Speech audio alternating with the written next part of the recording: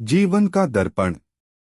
एक दिन जब ऑफिस के सभी कर्मचारी ऑफिस पहुंचे तो उन्हें दरवाजे पर एक पर्ची चिपकी हुई मिली। उस पर लिखा था, कल उस इंसान की मौत हो गई जो कंपनी में आपकी प्रगति में बाधक था। उसे श्रद्धांजलि देने के लिए सेमिनार हॉल में एक सभा आयोजित की गई है।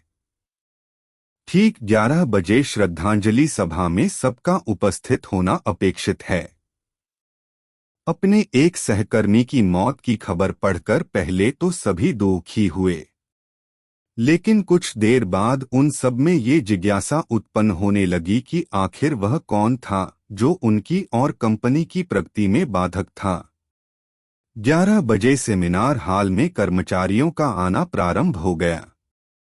धीरे धीरे वहां इतनी भीड़ जमा हो गई कि उसे नियंत्रित करने के लिए सिक्योरिटी गार्ड की व्यवस्था करनी पड़ी। लोगों का आना लगातार जारी था। जैसे जैसे लोगों की भीड़ बढ़ती जा रही थी, सेमिनार हॉल में हलचल भी बढ़ती जा रही थी। सबके दिमाग में बस यही चल रहा था, आखिर वो कौन था जो कंपनी में मेरी प्रगति पर लगाम लगाने पर तुला हुआ था। चलो, एक तरह से ये अच्छा ही हुआ कि वो मर गया। जैसे ही श्रद्धांजलि सभा प्रारंभ हुई, एक एक करके सभी उत्सुक और जिज्ञासु कर्मचारी कफन के पास जाने लगे।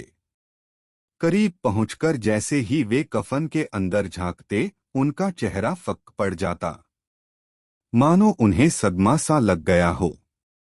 उस कफन के अंदर एक दर्पण रखा हुआ था। जो भी उसमें झांककर देखता, उसे उसमें अपना ही अक्स नजर आता। उस दर्पण पर एक पर्ची भी चिपकी हुई थी, जिस पर कुछ ऐसा लिखा था जो सबकी आत्मा को झकझोर रहा था। केवल एक ही इंसान आपकी प्रगति में बाधक है और वो आप खुद है। आप ही वो इंसान है जो अपने जीवन में क्रांति उत्पन्न कर सकते हैं।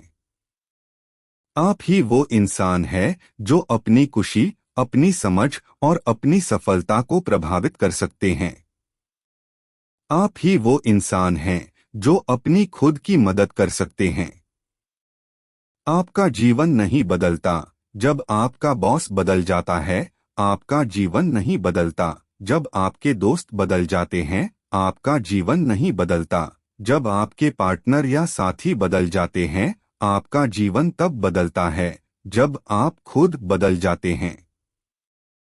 जब आप अपने खुद के विश्वास की सीमा को लांघकर उसके पार जाते हैं, जब आप ये समझ जाते हैं कि आप और सिर्फ आप अपने जीवन के लिए जिम्मेदार हैं, तब आपका जीवन बदल जाता है।